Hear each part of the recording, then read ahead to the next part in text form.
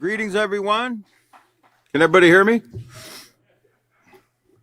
Welcome to another edition of the Peaceful Solution Character Education Program Teacher Certification Course. My name is William, and we welcome everyone that's here and everyone that's tuned in on the internet, on Facebook. You can be seated. Thank you for the warm welcome. Glad you made it back to continue in the self-control unit. That's the unit we'll be covering again tonight, the Peaceful Solution Self-Control Unit. If you don't have your own book, the teacher's manual can be downloaded on Facebook. At the top of the page, there's a little section there that says get the character unit, and then there's a little drop-down button where you can get the other units that we've covered, including acceptance. And tonight, of course, we're in self-control. We're going to go on to Chapter 2, Controlling Your Emotions to Your Advantage. And we will be picking up, for those that are tuning in, on Lesson Plan page 2A. Lesson Plan 2, page A, excuse me. Before we go there, I just want to quickly recap what David went over in the last class. He did a review of Chapter 1, and what I've learned on page 24 was the main subject. And just to go over this a little bit more to rehearse in our mind, we remember that self-control is the foundation of a positive character, and that moral principles are the foundation of self-control. And to practice self-control, we have to stop, carefully consider whether our thoughts and feelings will lead to actions that are morally correct. And tonight, we're going to be talking about those feelings, or, those emotions. We're going to learn more about them. We learned that developing and practicing self-control will enable us to develop many other positive character traits. In fact, as Chris and Katan and David have all said before, that without self-control, it's like having a building or a house without a foundation. You can't build and develop these other character traits without self-control, because the other character traits would require you to stop and think, and before you can act on develop whatever character trait that you're trying to develop. Self-control must come from within and has to be practiced consistently, because we are now accountable for our decisions and actions. It's up to us to determine if our thoughts can help us build our character, positive character, by the way, or if they can lead to choices that we're going to regret. We learned that we have the power to control which thoughts we focus on and which thoughts we let go. David also told us that in practicing self-control, we have to take the time to weigh the consequences of our choices. And finally, David mentioned that we can use the STOP acronym as an easy way to remember how to practice self-control. And he kept referring to his chalkboard behind him. Tonight I have a clearer one for him. Actually, this one I painted his so you could see it better. Okay, I couldn't quite see his was invisible. He was using invisible ink, but here it is right here, the STOP acronym. Stop, think, options, and proceed with the right choice. I'm going to actually donate this to David. We're on a low budget here, so we got to do the best we can. Okay, and then David mentioned that taking the time for self-control to analyze every thought and feeling before acting on it is one step toward world peace, the peaceful solution. Now imagine that, using the STOP acronym, practicing self-control, is actually a step toward world peace. Well, peace begins with us, right? Peace begins with us. So we have to learn to control our thoughts, feelings, and actions in order to be an example to others.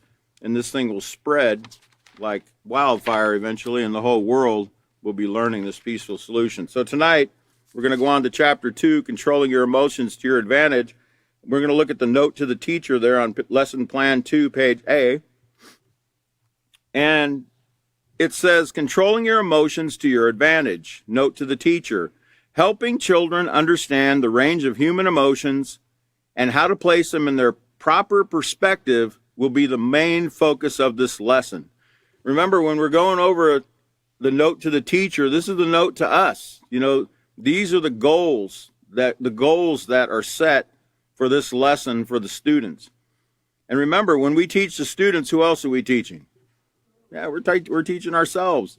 We're reminding ourselves, even I don't care how many times we've taught this book or this particular lesson, we can always gain something more out of it each time.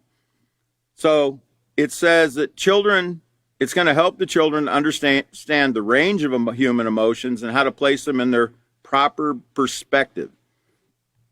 So I want to look at the first slide because I want you to see that word perspective and get a perspective of what perspective means. Can we have that first slide? Okay, so what is perspective? The definition of perspective is a point of view or a way of looking at things. A perspective is the product of influences in your life. So, and keep that up there for a moment. I want everyone to get that in their mind about that definition. So remember, a perspective is a point of view or way of looking at things. And I'm sure you can relate that throughout your life, you've looked at things differently as you've progressed based on the knowledge, the information that you've received, the influences, the people you've come across, or the books you've read, documentaries you've seen. Okay, your perspective has changed as you grow, okay, because you're getting more information. The influences around you, whether positive or negative, have a lot to do with the type of perspective that we have on things. But just remember that point of view or way of looking at things is what the word perspective means. So let's continue the reading. Like adults, children experience many emotions. However, they are usually able to identify only 4. Let's put them up here on the screen, the next slide. Let's put up the 4 that they can easily identify. They can identify usually only these 4: joy, sadness, anger, and fear. Okay? And those are what you call emojis. I guess on Facebook they got about 5 of them, but if you actually put your cursor on the emoji itself, it doesn't show. There's only 2 of them that it shows, like sadness, and the other ones, they don't really name them what they're properly called in the emotion. Like the one that's laughing says ha ha, right? Instead of joy, it'll just say ha ha.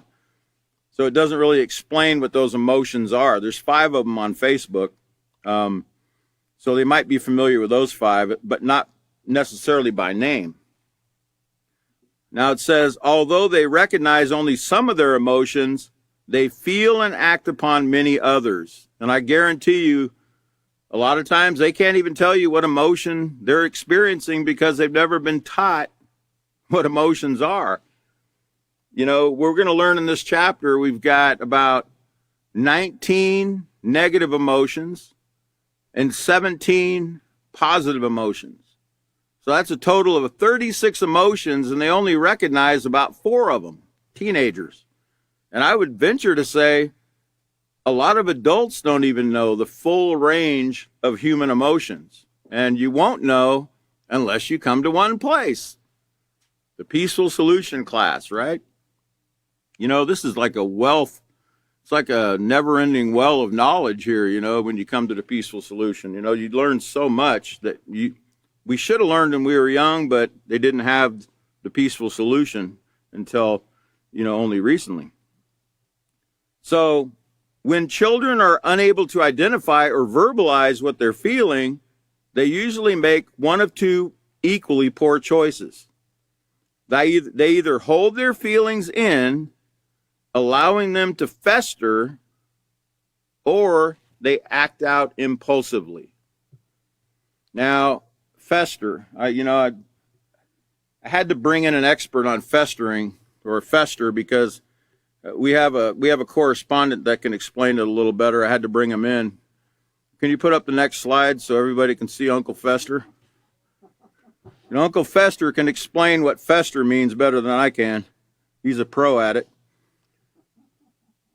Fester, It means, and it's talking about of a negative feeling or a problem, it means to become worse or more intense, especially through long-term neglect or indifference, or even lack of knowledge about what you're even feeling. Keep that up there. I want everyone to look at that definition. It means to become worse. If something's festering, that means it's becoming worse and worse. It's not getting better. And eventually, when you let something fester, the emotion fester, that negative emotion fester, eventually it's going to come out in various ways, in acting out in your behavior, which is going to bring, remember, if it's a negative feeling, a negative emotion, it's going to bring some kind of consequence, some kind of harm to yourself or somebody else or the environment. So thank you, Uncle Fester, for your explanation there. Back to the reading here. It says, or act out impulsively. Let's go ahead and put up the next slide because we want to get these definitions in our mind because you're going to actually see these throughout this chapter, especially this word impulsive. Now that term impulsive, we've covered it before in the character unit and also even in the acceptance unit. You're going to hear it quite frequently in the peaceful solution. But impulse itself, the word impulse, it means a sudden desire to do something without thinking about the consequences. Okay? So remember, it's been explained in this class that it's not, when you act on impulse, it's not that you're not thinking because you're always thinking. As Catan explained a few classes ago, thoughts are going in and out of your mind at the speed of light. 186,000 miles per second, the speed of light travels. So in other words, you're constantly thinking. Remember how many decisions did we learn we make a day? Something like 35,000 decisions. A lot of them you're not even like consciously even quite aware of. You're thinking, but you're kind of on autopilot on most of those decisions that you're making. Okay? Like the decision to blink your eye or, scratch your head, etc. Those are decisions. You're making a decision. A lot of people know you don't pick your nose when you're on TV, so they make a decision not to put their finger in their nose, right? It's a decision. Okay? Even it seems like a silly thing, but it's a decision. It's a judgment that you're making. And you're making decisions and judgments like that all day long. About 35,000 of them, it says. Let's put that definition of impulse back up. So impulse is sudden desire to do something without thinking about the consequences. And the second definition is a sudden force or stimulation. A sudden force or stimulation. Remember, influences are a force. Okay, influences, they can come, remember, influences can be positive or negative, but they can also be subtle, very subtle. That means, subtle means underhanded or sneaky, like a snake in the grass. You don't know it's there until it starts rattling or something. You get too close to it, okay? Or it even bites you. I don't know. Possibly you could even be bit without them rattling their tail. You might step on it or something. But they're very sneaky, subtle. You don't even know the influence is there until it's pointed out to you by the teacher in the peaceful solution. So a sudden force or stimulation, and the word impulsive means being impatient and acting without thinking about the consequences. Remember we learned about patience? Patience, we learned about it, and it's one of the character traits in the character unit that we learned back in the first book. Patient, able to, wait, or able to deal with setbacks without getting upset, right? And losing your cool, okay? So impulsive means being impatient and acting without thinking about the consequences. Immediate gratification is important to impulsive types, who often have difficulty delaying their pleasures or desires. It's like I showed you that money that one time. I showed you $1 million, and I asked you if they offered you $1 million today or a penny a day, they would double that penny a day for 1 month. What would you take? You know, and most people, without getting the information, they would just, their desire would be to have that $1 million right now. You know, they can't wait to go spend it, right? But if they'd have got more information and they'd have learned, they would have found out that if they waited for 30 days, they could have had, what was it, 5,600,000 something and change, right? But that's because they haven't learned to delay their gratification, to put off what they want, you know, until the proper time, or to a time that's more beneficial, okay? So back to impulsive, the slide, it says, an impulsive person is someone who acts or speaks immediately without considering the negative consequences, okay? Person who acts or speaks.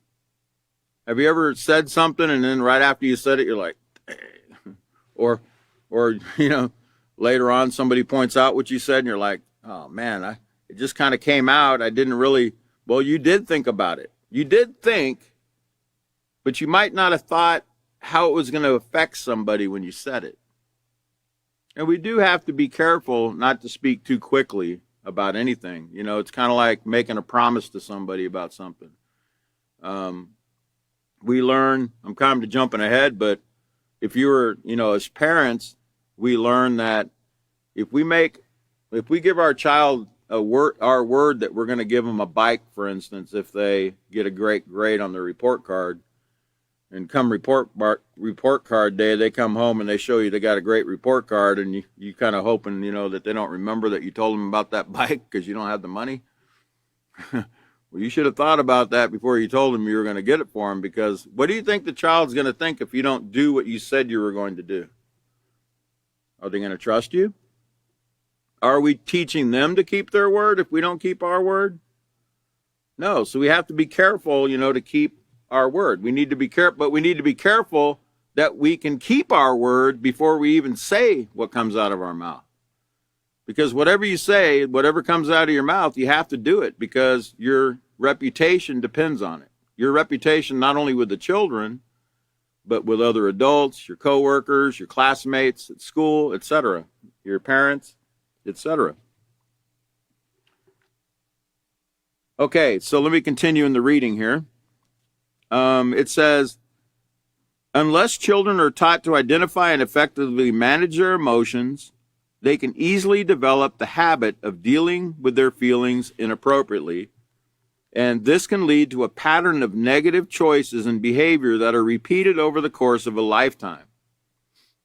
And you know, you think about it, if they don't learn how to deal with certain feelings like, you know, depression, sadness, or, you know, depression is like an extreme state of sadness. We're going to learn about that later, but they could even commit suicide.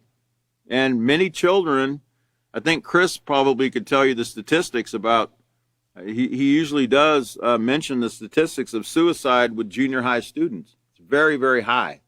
We've been to many, many schools where they told us that there were suicides in the school. Very touchy subject, okay, in the schools, because a lot of children know somebody that has taken their own life. Why did they take their life? Well, because they were dealing with some kind of emotion, okay? And a lot of times they might have been dealing with it on their own. They didn't have anyone to talk to. Or, you know, they held it in. Remember we talked about the festering, holding something in. They let it fester, and it festered, and it festered, and it grew within them, and eventually they acted on it. And in this case, they made the ultimate act, which is to take their own life, because, you know, once you take your own life, are you able to get it back? Are you able to go, oh man, I shouldn't have done that, right? It's too late, okay? So, you know, that's why children need to learn. This is why it's so important to learn the peaceful solution and learn how to control your emotions to your advantage, because suicide is alarmingly high, not only in the schools, but in the military and other places, okay? Police departments, etc. People don't know how to handle their emotions. People don't even know what emotions are, okay? There's a whole wide range of them. I told you there's 36 of them. And you got to control even the positive ones, as we're going to learn. It ain't just the negative ones that we need to learn to control. We need to control all of our emotions. So continuing, it says, so concepts covered in this lesson, this is what we're going to be covering in this lesson, lesson 2. It says what emotions are and the role they play in our lives, the effect of emotions on both our physical and mental health. We're going to learn in this chapter about how our emotions, positive and negative, affect our body and our mental health, our mind, okay? You're going to learn a lot about stress and other things and the damage that, this unhealthy stress can bring. We're also going to learn about the consequences of impulsive actions. I just went over what impulsive meant, okay? Not acting on things or saying things without thinking of the consequences. And we're also going to be looking at all emotions, whether positive or negative, must be controlled, as I just said, okay? All of them have to be controlled. And guess who can control them? We can. We can control them, but we need to learn how it's done. And remember, everything starts with our thoughts. It all starts with our thoughts because our thoughts lead to the feelings. Remember the STOP acronym. I'm jumping ahead again. Because the last point we're going to be learning in this chapter is how to apply the STOP acronym to control emotions. You can use that STOP acronym to control your emotions, and we'll show you how to do that as well. As a matter, no, let me just continue. Let me continue reading. It says, as educators and role models, we have an awesome responsibility to prepare our students for the challenges that lie ahead in our ever-changing society. And boy, is it ever-changing. We just went from, I think, I don't know, I didn't watch State of the Union last night, but I heard somebody say something about they've lifted all these mandates, like mask mandates and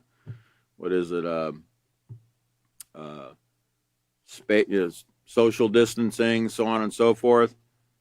You know what I've found? All of these things are being done on emotion.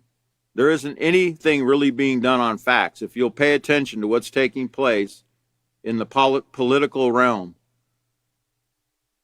decisions are being made based on emotions, not facts. Things are changing with the tide of people's thoughts and opinions, and then those lead to emotions. Their thoughts are leading to these emotions, and depending on whether you're Democrat or Republican, you think you should wear a mask, you don't think you should wear a mask. You think you should socially distance, you don't think you should socially distance. We're not really going with facts, we're going with emotions, okay? And we're going with, it's really become very political. So there's a lot of things that are changing in our society constantly, back and forth. I remember in the prisons, we go back and forth in America. It's like a pendulum, going back and forth, back and forth, back and forth. One year, they want to lock all the people up in the jails. The next 10 more years later, they want to let everybody out. Right? It's a mentality. The minds keep swinging back and forth. And a lot of times, it's being based on emotion, When somebody commits a crime, everybody gets real upset and they want to do something about that crime now, because they're going on emotion. They're not going on facts. The fact is, locking people up doesn't solve the problem with crime. It really doesn't. It's like your two children get in a fight and you tell them both to go to the corner for 10 minutes. They both go they each go in the corner, and both of them are sitting there thinking the same thoughts they had before they went to the corner, which is, when I get out of this corner, I'm going to rip his little head off. And they're just thinking about how they're going to get at each other, as soon as they get out of that corner. But what's being done to change the hearts and minds of the child that you put in the corner? What's being done to change the hearts and minds of the prisoners you're putting in the prison? I can tell you, I've been in prison, and they call it a correctional center, but there ain't much correction going on in there, I think I've already told you before that when we had a clean dormitory, when the warden came and he checked, our living area once a week, and he saw it was clean and spiffy, because he was coming through. We knew every Wednesday he was coming through to check. We would make sure it was spotless because we wanted to have late night. We wanted to be able to watch videos, till 1:30 in the morning every Friday and Saturday night. So we made sure we had the dorm clean. Well, guess what kind of videos they were letting us watch? They were rewarding us with, Scarface, Less Than Zero, drug movies. All the things were being displayed in those movies that got us there in the first place. There wasn't any correction going on in there. Okay? The only correction I got in a correctional center was the correction I gave myself. When I would pick up a book, some kind of book, self-help book or something to try to help myself become a better person. Okay? Occasionally, there was a guard or two that had some great advice and that cared about the inmates, that actually sit down with you and talk to you a little bit about life and life skills and things like that. But for the most part, there wasn't any correcting going on. Okay? So the minds aren't really changing. Okay? They're just sitting there. They're being put in the corner for 5 or 10 years, but then you're going to let them out of the corner. And guess what? A lot of times they come out with a lot better ideas than they had when they went in. And I'm talking about criminal ideas, not positive ideas. What turned my life around and got me out of that recidivism, okay, in and out, in and out, in and out, was a peaceful solution. That was it. And I remember that guard told me as I walked out of that prison in Seward, Alaska, okay, the last time I saw a prison in Seward, Alaska, maximum security prison, I walked out of the door and the guard said, "I'll see you next time." I told him, "No, you won't." "No, you won't. Not this time." Okay? And that was only because I got educated and I did stop believing people when they told me I was incorrigible, I couldn't be helped, I was the worst offender, and I'll be back. No, I'm not Arnold Schwarzenegger. Okay, so let me continue in my reading here. It says, by teaching children to effectively manage their emotions, they can avoid many of the life-shattering occurrences that are a result of impulsive, irrational behavior. Children who can be taught to stop and consider their choices before acting are more likely to succeed in all areas of their lives. And wouldn't that be great for all of us? Think about it. If the children could be taught to stop and consider their choices, children grow into adults, right? But, if the children can learn to do this, we're going to have a lot less problems in school, a lot less disciplinary problems.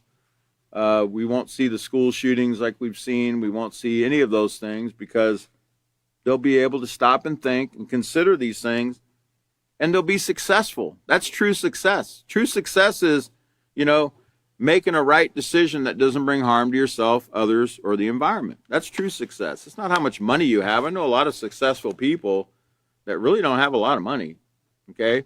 But they don't have a lot of money because they refuse to steal, okay? They refuse to do things to get ahead, like some people will do. Cut corners, etc., to make sure they have pockets full of money. They don't refuse to do that.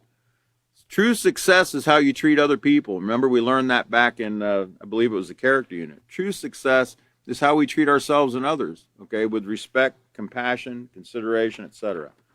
So let's go ahead and turn the page to lesson plan, the lesson plan itself on lesson plan 2, page C. And first of all, let's look at the lesson plan. Is called Controlling Your Emotions to Your Advantage. And we're going to read the purpose and objective of this lesson, and that is that students will learn what emotions are and the importance of practicing self-control when responding to their emotions. And, of course, we're going to need our student handbook for material, and we're also probably going to need this occasionally. David? I got this for David because I don't like that invisible board he had. I couldn't see it very well. Okay, so who remember, okay, it says procedure. Review the previous lesson entitled Self-Control Starts With You by asking students the following questions. A, who remembers the acronym for practicing self-control? Let's put up the next slide and I'll help you. We'll see if we can, this will help us recall. Stop, right? The STOP acronym. Okay, the STOP acronym is stop what you are doing or saying. Stop. S stands for stop. Why do you stop? Why do we stop at that point before we say or do something? What's the importance of stopping? Let's go to the next slide real quick because I want to show you why you want to stop at that point. When your emotions are flying in your head, you are actually under the influences of emotion at that time. You're drunk with emotion. Let's just put it that way. Your mind is clouded with emotion. It's foggy. You can't think straight. You can't think at that point. You can't think straight.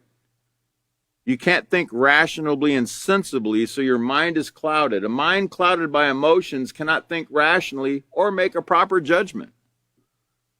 That's why you have to stop before you say or do something impulsively. Because guess what? If you say or do something, if we say or do something impulsively, we're going to regret it. Aren't you tired of living with regrets? Don't you know that you don't have to live with regrets? You don't have to regret things anymore if you just get this down, you know? Let's go back to that STOP acronym again. Let's go back to, okay, there we go. Okay, so stop, so you can calm down, so you can take the next step, which is T, to think. You can't think until you stop and calm down and your mind is not clouded anymore. So that might take 10, 20, 30 seconds. Might take a minute. It might take 5 minutes. It might take an hour. But you need to stop and calm down. You remember the emergency broadcast system? When there was an emergency, when there was some kind of a important bulletin on the TV, and they had that noise, that whatever noise it makes now. I don't know. I think it's changed over the years, but it'd be like,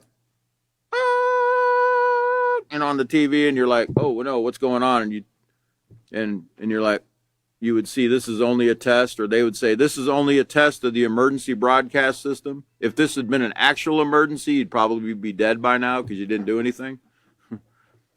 Right, or something like that. but that's how you need to think of, this is how we need to react when, or think, this is what we need to think of when we're in a situation like that. This is only a test. I'm being tested. I'm being tested to see if I'm going to practice what the Peaceful Solution taught me in the first 2 books, and in this book right here, the self-control book. It's a test to see if we're going to actually put into action what we've already been taught. If we're going to take the power that we've been given, the real power, okay, and use it. Okay, so stop what you're doing or saying. Think about what is the right thing to do. Now, what is right? Is it a direction? What is the right thing to do? What do you think the right thing to do is? Well, we learned in the Peaceful Solution what right means, didn't we? Don't ever forget the definitions you've been given. Right means it doesn't bring harm to you, others, the environment, or anything, property, anything. Doesn't bring harm to anyone. You become harmless. It doesn't bring harm with words. It doesn't bring harm with your actions, with your fists, with any kind of weapon. It doesn't bring any harm. It's harmless. You become harmless. Okay, so that's what's right. Notice, I think it was Catan, I believe it was Catan, that said when you're weighing your options, you don't sit there and go, well, I could kill him, or I could let him live and just kind of torture him a little bit, or I could just, go to my school counselor and, talk to. That's not how you do it. You don't consider negative options. That's not the options you consider. The options you should be considering, or the choices you should be considering, should be positive options. Should never be negative options. You should never think, well, I could do this to him. Or I could say this to her to really hurt her feelings, because because she really hurt mine. So, I got to hurt hers too. I got to retaliate. I got to get even. That should never be an option. We don't use negative options. We use positive options. Well, I could go to my counselor and talk to my school counselor about the situation. I could go to my parents and talk to them about the situation. I could just go to the principal and talk to the principal about the situation. Or I could try to speak to that person on my own and try to work this out or whatever. You got options, but you got to learn what your options are. Your positive options. You got to learn what they are. Okay. So think about what is the right thing to do. Consider your options. Consider your options. Now, how are you going to consider options if you've never been taught what they are? If you've never asked your parents or a guidance counselor or somebody in authority, what are my options in this situation here? That's the importance of education. That's the importance of asking questions. Ask. Ask. Ask. In the very early grades, we learned that in the Peaceful Solution program. The importance of asking is one of the books in the K1 kindergarten, first grade program up through fifth grade. The importance of asking. Okay, asking helps you gain information. The more you're not stupid because you ask. Asking does not make you stupid. Now, it's stupid not to ask because if you don't ask, guess what?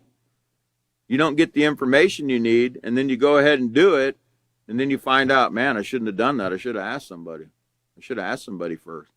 So asking, and I know even myself, I'm 60 years old, going on 60 years old this year, and sometimes, it is a little bit, embarrassing to have to ask certain questions because I feel like, man, I should already know that by now. I'm almost 60 years old. But what point in your life do you stop learning things? Is there some point we get to where we know everything? So what makes up the cloud and what makes the rain fall out of the cloud, and you know how to make water? You've made it in your laboratory? You know how to make water? There's no water being made. All the water on this earth's been here since the earth's been here. There's no place. But if you can't tell me that, then you don't know. Right? Because you didn't ask. Unless you know the answer to everything, then you will always be growing, won't you? Yeah, you're never going to know everything about any one thing. Even the Peaceful Solution. You could come to this class for the next 1,000,000 years. And guess what? You're still going to learn. You're still going to learn. You're still going to be coming to perfection with it. In not only your practice of it, but the way you teach it to others, right? Because remember, we're learning to be teachers, aren't we? And everybody here's got they're going to have their own personality, their own teaching style. We're not all the same. Okay, you notice I like to use a lot of visual pictures. Okay, well, that's just my personality. I like to do that. Okay, some of the other teachers will occasionally use them. We don't all talk the same. We don't even all dress the same. Okay? We're different. We have different personalities, and that's okay. That's what makes the world interesting, right?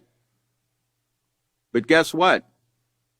You're all very important, okay? All of you are very important. All the Peaceful Solution teachers are very important, okay? You know why? Because they're bringing world peace. They're actually teaching us to have peace in our lives so we can spread it to the whole world and eventually have world peace. No, not world peas, putting peas in a blender and whirling them. World peace. Yes, it is achievable. It is something we can do. But we got to practice at it. Okay, so then you got to consider your options, and then you have to proceed with the right choice. Okay, put that STOP acronym back up one more time, please. Oh, this is very important. When you give the STOP acronym to your students, please don't leave this out. Don't say stop, think, options, proceed. Proceed with what? Proceed with the wrong choice? No, you got to make sure you define it for them. Proceed with the right choice. And the right choice doesn't bring harm to yourself, others, or the environment, property, or anything. Remember, harmless. But remember, proceed with the right choice. Go ahead and do something that won't bring harm in words or actions. Okay, go ahead and do that. Once you've determined what option you want to go with. Okay. All right. And then B, the next question you can ask your students is, okay, hold on. Let me make sure I didn't miss something here. Okay, I didn't. Okay. All right. What are some negative consequences for not practicing self-control? Well, some negative consequences could be disobeying the rules and being punished, disrespecting someone and causing conflict, making a choice that could cause hurt or harm to yourself or others. And then you ask your students, what are some positive consequences for practicing self-control? Notice it uses positive consequences. Consequences, remember, I think Chris explained, it doesn't mean bad. It just means a sequence of events that takes place once you take an action. That's what a sequence is. Consequences come as a result of what we say or do, and it's a sequence of events that come afterward. So what are some positive consequences for practicing self-control? Well, positive choices could be following the rules and receiving rewards, or the satisfaction of knowing you made the right choice. Remember, it's not always something monetary or a pat on the back. It's just knowing in your mind and being able to sleep at night comfortably knowing you did the right thing, you didn't bring harm to anybody. Being trusted, respected, given more privileges, keeping yourself and others safe. Those are some of the positive rewards or consequences we receive when we make the right decision and practice self-control. So, how y'all feeling today?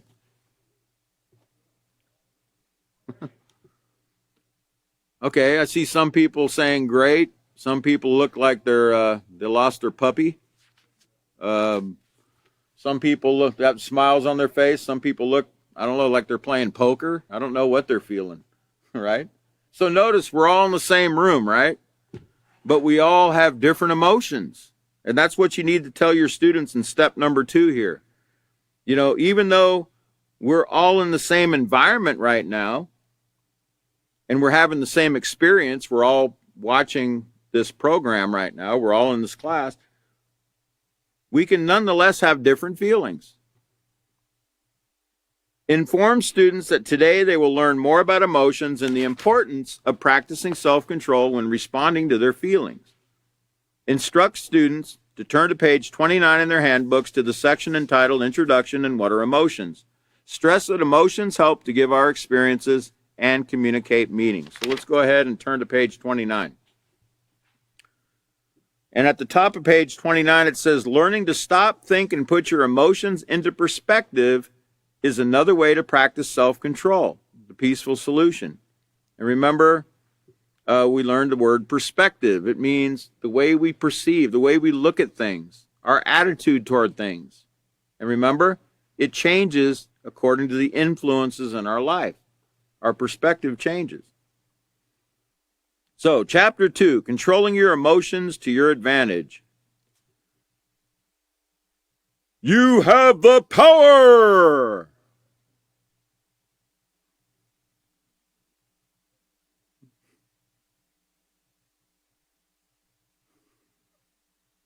Can you go to the next slide? I often use that, you know, when I think of power. He-Man always comes into my mind, okay, for some reason. It's because, well, it used to come in my mind, but it still does because it's a huge influence when I was growing up. He-Man, you know, he got his sword up in the air and the lightning bolts are hitting it, you know, there's flashing sword and it's, I've got the power! Right? Wrong. War does not give you the real power. What did we learn in the peaceful solution in the acceptance unit? Knowledge is power. Knowledge. Is it just any knowledge power? Because there's false knowledge, isn't there? True knowledge. The peaceful solution character education program is power. Gives us power to think the right way, the right thoughts. It actually tells us how to think. It actually trains us how to actually think the right way. Okay? That's power. That's the true power. Not the sword, not war. Peace is the true power. This brings peace if you follow it. If we get this down, okay, it will bring the result that we're wanting in our life, and that the whole world is really actually desiring to have. Okay, they don't really realize that's what they're looking for, but that's what they want. They want peace, but they're wanting it on their own terms. They're wanting to, right now we got a Russia and the Ukraine conflict going on, right? They're trying to bring peace in their own way. You think it's going to work? No. If it worked, we'd have had peace thousands of years ago, the first time we had a war, right? If war brought peace, we'd be all around the world. Everybody'd be getting along. There'd be no crime. There'd be no wars. Nothing like that would be taking place. So it says, you have the power to control your thoughts and the emotions that arise from the way you perceive a situation. Emotions are what we feel, and no one feels the same way every day, hour, or every minute of their lives. Have you ever felt cheerful one minute, then a situation occurs and you find yourself down and depressed? Although emotions change, they are nonetheless important to our lives. You can think of emotions like Texas weather. You know what they say about weather in Texas? If you don't like the weather, just wait a minute, right? It goes from 70, 80 degrees to 20 degrees overnight. Sometimes our emotions change quicker than that, right? One minute we're feeling one way, the next minute we're feeling something else. And see, that's the thing, too, about suicide. I feel for the children that have done this because emotions come and go. Emotions come and go. You're not always going to be depressed. You're not always going to feel sad. Okay? Feelings come and feelings go. That's why we need to learn to control our emotions to our advantage so we don't bring harm to ourselves or somebody else.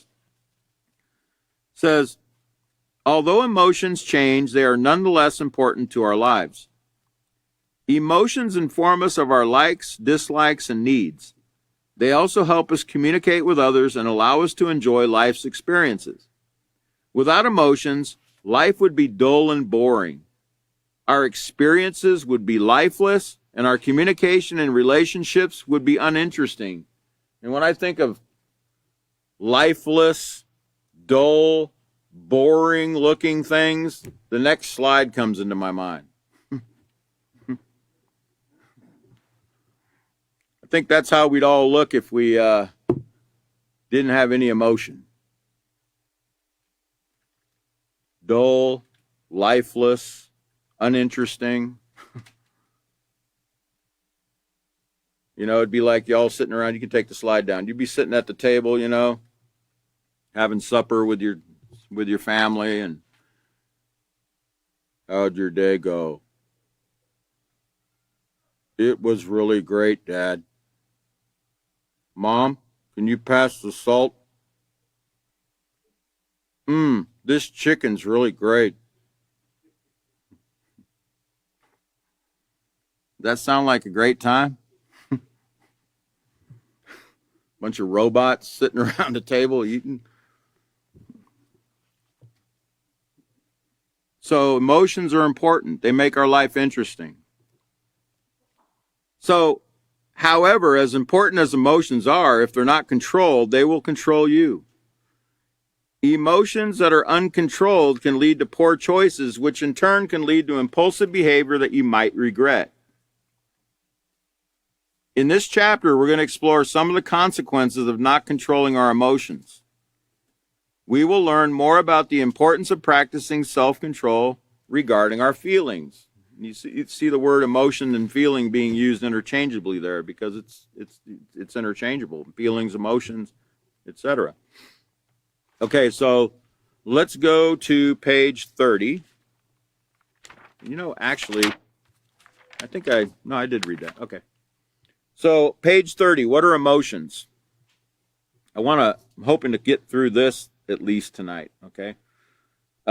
We still got about 10 minutes. So it says emotions. What are emotions? Emotions are strong physical and mental responses triggered by what we experience. A trigger is something that starts a process. I don't want you to think of a trigger on a gun. Forget about the guns, okay? There's other things you can think of when you think of triggers. I'll show you here in a minute. Emotions are triggered by what we hear, see, smell, touch, taste, and think. Okay, so let's go to the next slide. Here's trigger. Y'all remember trigger, right? I think that's Roy Rogers, horse trigger. So when you think of a trigger, you see what kind of emotion trigger's triggering in him? See how he's smiling? And then this guy on the bottom here, look how he's smiling. He doesn't even know trigger. That's a fake trigger in a museum. But look how it's triggering his emotion of joy. You see that? Okay, so I want you to get your mind off guns. Get it on horses or something, okay? They're a little friendlier than guns, especially pet horses. Okay, so triggers, remember, our emotions are triggered by what we hear, see, smell, taste, touch, and think. Okay, that's very important for us to remember, okay? So when we think of our emotions, remember thoughts, think. Thought, the very last one there, think, is your thoughts. And your thoughts lead to feelings or emotions, okay? So they're triggered by these things. I think David even mentioned in his last class about the smell of cookies, as it mentions here at the bottom. I'll try to get to it here.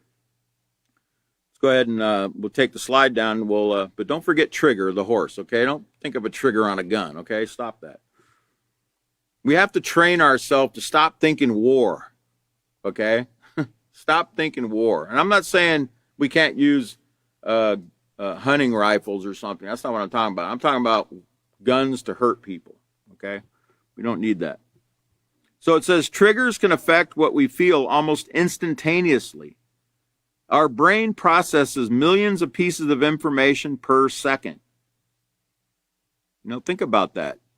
Your brain is doing all these different jobs, and you're only, consciously aware of just a few of them right now, because you're in this class, you're getting the information, you're looking at the slides, you're listening to me. But there's so many different things taking place in your body right now. Your brain is sending signals to every part of your body, and it's doing its job, and you're not even consciously aware of it. There's millions of things pieces of information being processed. Emotions can occur without conscious thought and within a split second of the event that triggered them. For example, you see a truck speeding at you. You think it's going to hit you and you feel afraid. You don't have to stop and consider whether you're afraid. You don't stand there as the truck's heading your way and you go, what do I feel right now?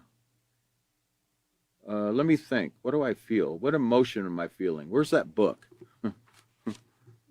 As the truck's coming toward you, No.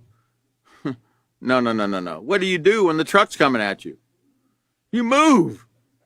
You get out of the way. You feel afraid at that point, You feel the fear. You don't have to stop and consider whether you're afraid. You're going to automatically experience the emotion of fear because your senses have made you aware your life's in danger.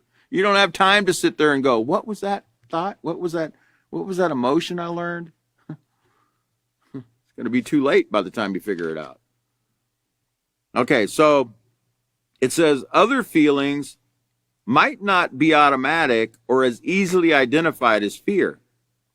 These feelings can be triggered by memories and might require conscious thought. And it gives us this example. Because remember, one of the things that triggers our emotion is smells, things we smell. And it gives us an example. For instance, you come home from school and you smell cookies baking. The smell of baked cookies triggers your thoughts, and you begin to think about your grandma who taught you how to bake cookies. Because you have fond memories of your grandma, you feel glad. Okay, you feel glad. You feel possibly even joyful. Because I don't know about you, but I love the smell of baked cookies. I love the smell of baked bread, fresh baked bread, or I like the smell of fresh grass that's just been cut. I love that smell. I could lay there in the grass and just smell that. It's so peaceful, to smell that. The smells they evoke emotions. You know, they evoke thoughts and emotions. Now, but what if your grandma or your mother that baked that bread or baked those cookies, because you have fond memories of your grandma because your grandma probably treated you real well. She probably, you know how grandmas are, right? Grandmas want to give you everything. They bake for you, they cook for you, you know, they do everything for you. You know, grandmas are like that. But what if grandma was like, can we go to the next slide? What if grandma, next slide, please? Nope, the last slide there.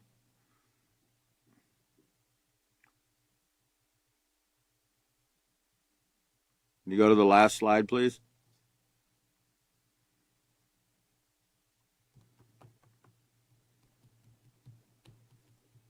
There we go. What if grandma was like Mommy Dearest?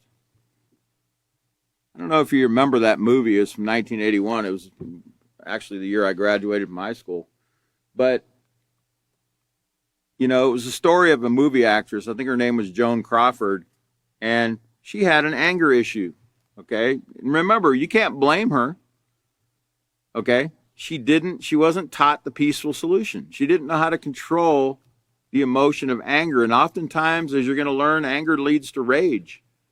And she had an issue with handling that. And in the movie, you know, I remember one part of the movie where her daughter was hanging her clothing. Remember, she's a rich movie actress, Joan Crawford. And her daughter had a closet just full of clothes, I mean, that her mother bought her. You know, hundreds, thousands of dollars worth of clothes. And she was hanging her clothes on wire hangers. And her mother went berserk. We live in the most beautiful home in Hollywood, and I've spent thousands of dollars on your clothes, and you hang them on wire hangers? And she proceeded to beat her child with the wire hangers for hanging her clothes on a wire hanger. And many, many other things that she would do like that because she didn't learn to control her emotions. That's why I said Joan Crawford is like the rest of the world, like all of us. We've never learned to control. We don't even know what our emotions are, let alone how to control them. Okay, so she often resorted to these kind of things. And that movie was very, very popular when I was in high school. But and you know, a lot of people, you know, they talk about, you know, if you do this to me, I'm going to go Joan Crawford on you. Well, Joan Crawford, again, it's not the woman. It's not her fault. She was never taught what we're learning here today. If she'd have been taught what we're learning here today, remember about Adolf Hitler? If Adolf Hitler would have been taught the peaceful solution, would he have killed 6 million Jews? No, he wouldn't have. But you know why? Because he would have learned the peaceful solution, the peaceful way. Remember, they called it the final solution to the Jewish problem. Well, that wasn't the final solution. The final solution would have been learned the peaceful solution, okay? And then you could have learned to treat others with respect, consideration, care, concern, think differently about others, okay? Consider your actions before you act. If you'd have learned all these things, if we'd have learned, you know, if we'd have been given this power that we're being given now, that you're learning now, we could have made much better choices. He would have made a much better choice. And that's a fact, okay? So we're going to leave off there tonight. Let's see. The next teacher will be picking up, I believe. I'm not sure who the next teacher will be. I think it's supposed to be Chris. Will be today's 3/2, so it'll be 3/6/2022 at 5:30 p.m. Central Standard Time. We'll be picking up on page 31. You've been a great class. Thanks for coming, and we hope to see you next time.